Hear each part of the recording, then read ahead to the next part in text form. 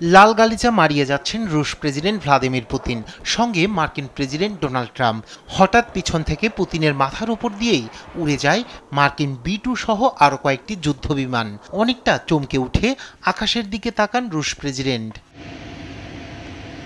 আলাস্কায় Trump পুতিনের বৈঠক এখন আলোচনার কেন্দ্রবিন্দুতে, কিন্তু বৈঠকে আলোচনার জন্ম দিয়েছে B-2 বোমারু বিমান। এখানেই শেষ নয়, লাল গালিচার দুপাশে ছিল দুটি করে মোট 4টি অত্যাধুনিক F-22 যুদ্ধ বিমান। পুতিনকে স্বাগত জানাতে সামরিক বিমানের উপস্থিতি জন্ম দিয়েছে আলোচনার।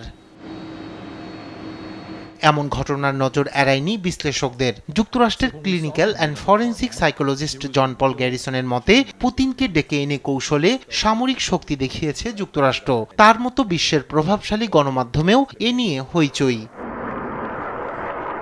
B-2 স্পিরিট স্টেলথ যুক্তরাষ্ট্রের অন্যতম শক্তিশালী যুদ্ধবিমান। এটি রাডার ফাঁকি দিয়ে সহজেই শত্রুর আকাশে ঢুকতে পারে। এ বছরের জুনে ইরানের ফর্দ সহ অন্যান্য পরমাণু কেন্দ্রে এ বিমান নিয়ে হামলা চালায় ট্রাম্প প্রশাসন।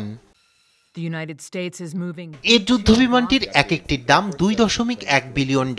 এখন পর্যন্ত বিশ্বের সবচেয়ে ব্যয়বহুল বিমান এটি। উড়ন্ত অবস্থায় জ্বালানি নিতেও সক্ষম। B-2 বিমানটিতে 2 জন পাইলট থাকলেও চলে স্বয়ংক্রিয়ভাবেই। রায়হান কবি শুভ্র, নিউজ ডেস্ক, দেশ টিভি।